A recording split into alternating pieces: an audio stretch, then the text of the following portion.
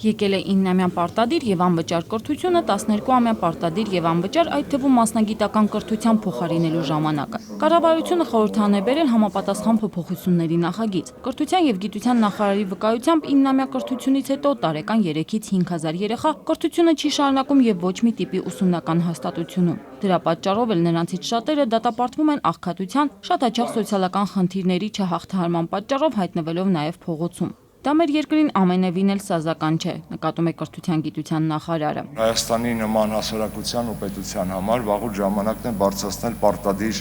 նվազագույն կրթական ցենզը։ Մենք այն ժողովուրդը եւ այն հասարակությունը չենք, որ մեր երեխաների եւ մեր հասարակության համար առաջարկենք 9-ամյա պարտադիր կրթական ցենզ։ Ֆինանսական խնդիրներ ծագելու են այն էլ միլիարդների, բայց 2014 թվականի պետական բյուջեում կառավարությունն արդեն այս նպատակով համապատասխան ֆինանսական միջոցներ է նախատեսել։ Օրենք ուժի մեջ մտնելու պարագայում հաջորդ ուսումնական տարվանից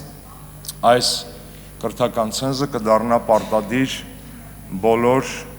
Հայաստանի Հանրապետության բոլոր աշակերտների համար։ Նոր աշխատատեղեր չեն լինի, քանի որ առանց այդ էլ մեր երկրում մանկավարժների գերավել ցուկ կա։ Պատգամավոր Թևան Պողոսյանի հարցին է պատասխանում նախարարը։ 25000 հաշվարկային հաստիքի պարագայում հանրապետությունում մոտ 40000 ուսուցիչ է աշխատում։ Սա նշանակում է, որ նոր աշխատատեղեր չեն բացվելու, բայց եղած ուսուցիչները կստանան ավելի մեծ ծանրաբեռնվածություն։ Նախարարը հստակեցնում է, խոսքը չի վերաբերում բոլոր աշակերտներին ավագ դպրոցներ տանելուն։ Խոսքը 3 անվճար կրթական մակարդակներ երաշխավորելու եւ ապահովելու մասին է։ Աշակերտներն այդ դեպքում հնարավորություն կունենան ընտրություն կատարել քոլեջների, ուսումնարանների եւ ավագ դպրոցների միջև։ Հիմա ասում ենք անվճար ենք տալիս։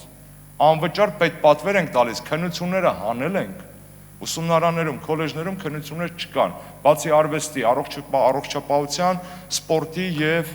մասնագիտական։ ԲՀԿ խմբակցության ներկայացուցիչ Նաիրա Զոհրաբյանը նախագծում թեև տրամաբանություն տեսնում է, բայց նաև նկատում է, որ մեր երկրի կրթական ցենզը հեռու է բավարար լինելուց։ Նա ուզում է իմանալ նախագիծը որակյալ կրթական ծրագիր նախատեսում է, թե ոչ, սա կարևոր է նրանով, քանի որ ներկայիս պատկերը նրա գնահատմամբ վատ է։ Մեծ մասը, գերակշռ մասը չի հաճախում ավագ դպրոցներ, որտեղ չի տալիս անհրաժեշտ մակարդակ եւ առանձին ռեպետիտորների հետ շարունակում են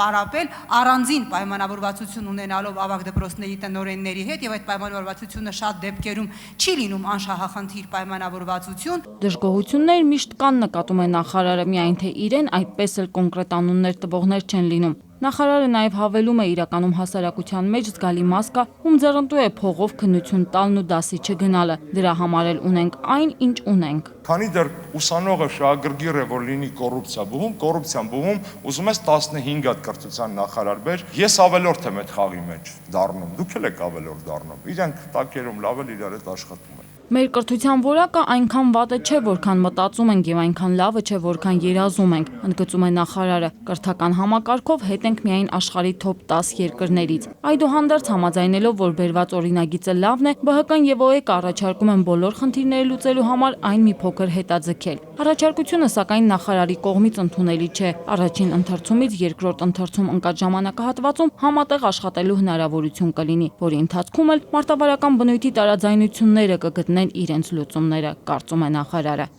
Աննա Գրիգորյան, Գևորգ Մանուկյան, ժամը լրատվական։